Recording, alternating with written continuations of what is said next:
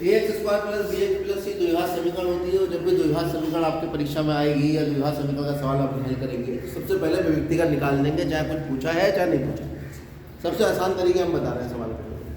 विभक्तिकार अगर 0 से बड़ा है या धनात्मक है तब सवाल हल होता है, और विभक्तिकार अगर 0 से छोटा यानी ऋणात्मक है तब कह देंगे समीकरण का हल संभव नहीं। दूसरे तरीके का सवाल इसमें ये आता है कि वो पहले ही ये बता दे कि समीकरण के मूल बराबर हैं, पहले ही कह दिया उसने, या समीकरण के मूल समान है, या तीसरा शब्द यूज करता है, ध्यान देना हमारी बात पे, कि ये द्विघात समीकरण पूर्ण वर्ग है ना। कभी कभी ये भी कह देता है घुमाने के लिए कि द्विघात समीकरण कैसी है, पूर्ण वर्ग। और उसमें उसने यहाँ पे के पी क्यू बीच में डाल दिया और कह दिया मान निकालो। तो हम क्या करेंगे, विभक्तिकार निकालेंगे, विभक्तिकार को 0 के बराबर रखेंगे, वहाँ से एक समीकरण बन जाएगी, जो भी मान आएगा वो आपका मान आ जाएगा। चलिए अब हम बोर्ड के सवाल देखते हैं। और हाँ, जब आपको मूल निकालने होंगे तो मूल ज्ञात करने का कौन सा सूत्र, द्विघात सूत्र या श्रीधर आचार्य सूत्र भी इसे कहते हैं। ये तभी लगाते हैं जब विभक्तिकार का मान 0 या 0 से बड़ा होता है। -b प्लस माइनस वर्गमूल d बटा, क्योंकि सवाल यही आता है कि द्विघात समीकरण दे देगा तो कहेगा कि द्विघात समीकरण हल करो। द्विघात समीकरण को हल करके x का मान ज्ञात करो, द्विघात समीकरण के मूल ज्ञात करो, द्विघात समीकरण के मूलों की प्रकृति ज्ञात करो, और यदि मूल संभव हो तो उन्हें ज्ञात करो। यही सवाल आपकी परीक्षाओं में आएंगे। ठीक है, चलिए अब मैंने देखो ऐसे कोई पेज खोल दिया। अब इसमें हम देखते हैं द्विघात समीकरण कौन सा सवाल है। ये देखो 5 में का है और पेज है इसका 87। जिसके पास कोई दूसरा आंसर है वो नोट कर लो। सेट 6 2019 822 A इसका नंबर। चलिए ये कह रहे हैं द्विघात, देखो कितनी सारी चीजें लिखी इसने, द्विघात समीकरण, जबकि देखने में द्विघात कतई नहीं दिखाई दे रही है। ये समीकरण है,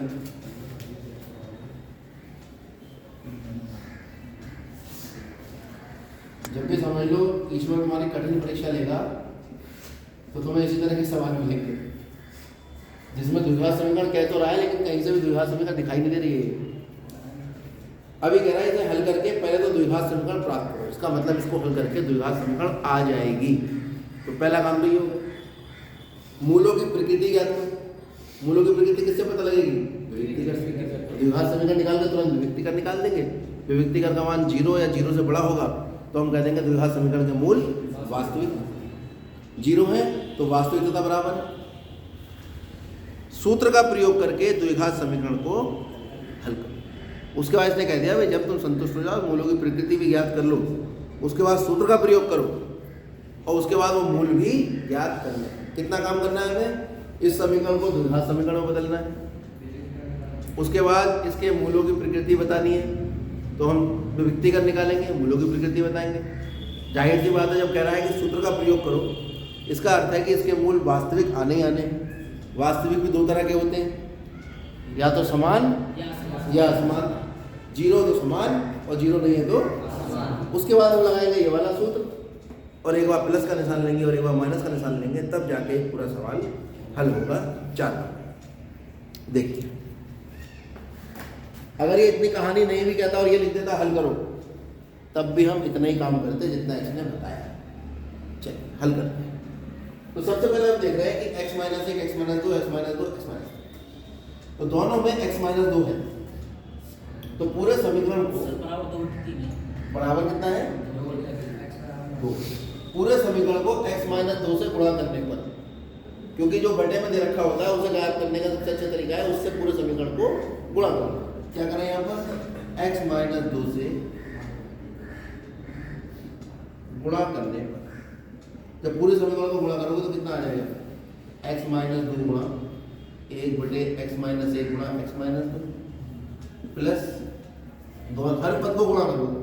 किसी समीकरण को अगर किसी पद से हम गुणा करते हैं तो उसके हर पद को हमें उस समीकरण से गुणा करना पड़ता है, उस पद से गुणा करना पड़ता है। ये तो x - 2 से x - 2 कट गया, यहाँ x - 2 से x - 2 कितना आ गया, 1 बटे x - 1 प्लस 1 बटे x - 1 बराबर 2 से गुणा कर दो 2x माइनस 2 4 दोनों। एक तरीका देखिए, दूसरा तरीका क्या है कि हम यहाँ 1/x-2 कॉमन ले लें। एक तरीका ये हो सकता है कि मैं इन दोनों में से यहाँ करके दिखा रहा हूँ रफ में, x-2 कॉमन ले लूँगा तो ब्रैकेट में क्या बचेगा 1/x-1 प्लस 1/x-3 बराबर 2/3। और ये भाग करना है, इधर जाके क्या करेगा गुणा, फिर यही स्थिति आ जाएगी। ठीक है, ये दूसरा तरीका हुआ। तीसरा तरीका मैं तीनों का एक साथ एलसीएम ले लूँ, वो बात में करना। अब यहाँ क्या करेंगे, जब भी इस तरह की स्थिति आएगी तो बिना, जब भी कोई भिन्न आपके पास है अंश होना है और भिन्न आपस में क्या हो रहा है जुड़ रही है, तो भिन्न जब जुड़ती है तो बिना एलसीएम लिए जुड़ नहीं सकती। एलसीएम क्यों लेते हैं, इसकी जड़ में जाते हैं, वो इसलिए जाते हैं कि दोनों के हर समान हो जाए। जब हर समान हो जाएंगे तो हम हर वही लिख देंगे जो समान है, अंश दोनों के जोड़ के लिख देंगे। इसका हर समान करने के लिए क्या करना पड़ेगा, ऐसा करते हैं, इसका हर है 1/x-1 और इसका हर है x-1। इसे ऊपर नीचे गुणा कर लो, किससे x-3 से, और इसे ऊपर नीचे गुणा कर लो x-। कोई दिक्कत इसमें क्यों, समझ आ गए? तो अब क्या एलसीएम आ जाएगा, क्या एलसीएम आ रहा है, एलसीएम आ रहा है हमारे पास, अरे भाई बताओ ना, x-3 x-1 दोनों हर समान हो गए तो एलसीएम क्या आएगा x-1 गुणा। अब ये पहचान मत होना, ये पहले ये लिखा है, ये बाद में लिखा है। गुणा का क्रम बदलने से उसके परिणाम पर कोई प्रभाव नहीं। एक की गुणा करोगे यही रहेगा, प्लस एक की गुणा करोगे ये x-1, ये कितना था 2 गुणा x-2/3 ऐसे लिखा था। इसको अभी हल नहीं करेंगे, ठीक है, ये भी ऐसे बाद में हल। कितना आ गया ये इम्प्लाई दैट का निशान, ये बटे का निशान, x-1 x-3, ये x पर x कितना होगा 2x माइनस -1 और -3 कितना हुआ, निशान समान है -4। 2 गुणा x-2/3, 2 यहाँ से कॉमन आ गया, कितना बचा x-1 गुणा x-3 बराबर 2 गुणा x-2/3। ये देखो ऊपर से पूरा कट जाएगा, कट जाएगा। चाहो तो ऐसा कर दो कि ये गुणा में इसको बटे में ले जाओ, यहाँ 1 बचेगा। जरूरत नहीं है वैसे इस काम की, लेकिन कुछ बच्चे हो सकता है परेशानी में आए हो, समझ पता नहीं क्या हो रहा है, तो इसलिए मैं इसको बटे में ले जाके मैंने ये। अब कुल मिला के तिरछी गुणा जब करेंगे, ऊपर 1 है तो कितना आ जाएगा 1 बराबर x-1 गुणा x-3। नहीं, यहाँ कितना बचा 3 बचा था ना, 3 ही कम। यहाँ तक आपको दिक्कत हो, ठीक है सर। अब कितना आ जाएगा 3 बराबर x गुणा x, x-2, फिर x गुणा -3 -1 गुणा x minus x minus plus 3 कम 3 से फिर ये 3 कट जाएगा, ठीक है। कितना आ जाएगा, ये आ गया हमारे पास 0, इधर ले जाओ, x² - 4x प्लस 3 -3, तो आ गया आपके पास 0 बराबर x² - 4x। इसको लिख सकते हैं x² - 4x बराबर। बताओ यहाँ तक कोई समस्या हो, ठीक है। एक बार अपने सवाल को और चेक कर लीजिए, तब तक हम इसको इधर खिसका रहे, चेक कर लो फटाफट।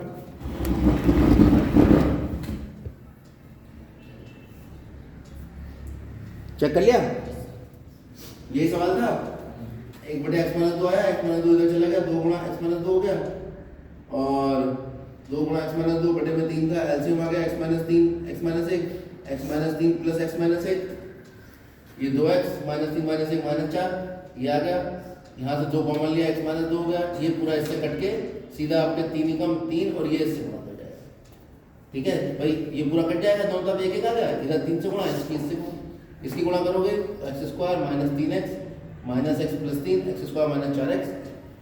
तो जब भी इस तरह के बड़े सवाल आप करेंगे तो जिस प्रक्रिया से हमने सवाल को यहाँ तक पहुँचने के बाद चेक किया है वही प्रक्रिया लगा के आप पूरे सवाल को एक बार चेक करें। उससे क्या कितना समय लगेगा चेक करने में? कहाँ पे?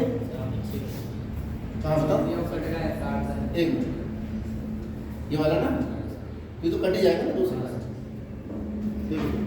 कुछ है इसलिए लग रहा है कि वो काटा तो इसके क्या होगा। चलो अब इसकी तुलना कर लो, क्योंकि उसने क्या क्या कहा है हमसे। अगर वो सब बातें नहीं कहता तो सीधे मैं x कॉमन लेता यहाँ से, x माइनस 4 x बराबर 0 और x माइनस 4 बराबर 0 x बराबर 2 x बराबर 4 होता है। लेकिन उसने क्या कहा है कि भाई इसके पहले तो मूलों की प्रकृति ज्ञात करो, द्विघात समीकरण बनाओ आगे, इसकी तुलना करो किससे? ax square plus bx plus c बराबर 0 से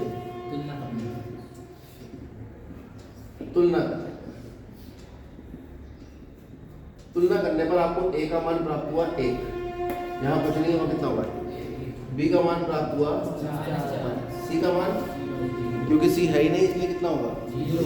तुरंत निकालेंगे व्यक्तिगत।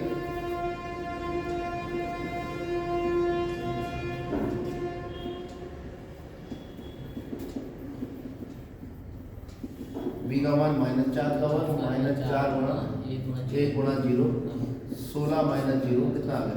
16। क्योंकि d का मान धनात्मक है, ये कैसा है मान? धनात्मक। अतः समीकरण के मूल कैसे होंगे? ये मूल, क्योंकि d का मान 0 से बड़ा है इसलिए समीकरण के मूल वास्तविक होंगे तथा असमान होंगे। ये जिंदगी भर के लिए याद रखो कि व्यक्तिगत का मान अगर 0 से बड़ा आता है तो समीकरण के मूल वास्तविक तथा असमान होंगे।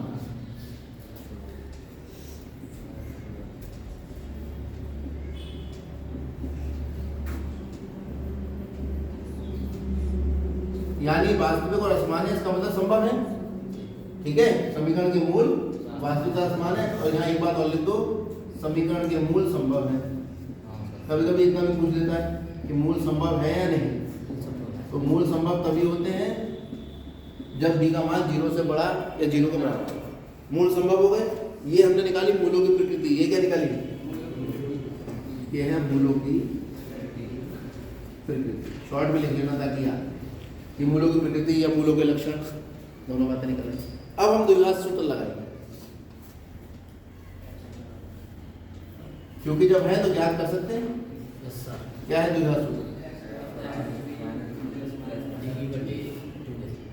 x बराबर b का मान कितना है?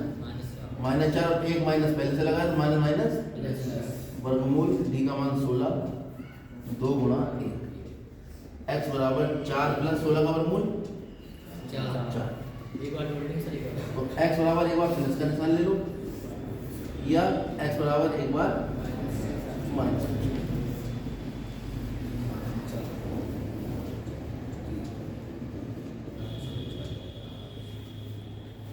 ये आपके समीकरण के मूल ज्ञात है। कोई दिक्कत किसी को इसमें? समझ में आ गया? चलिए नोट करिए।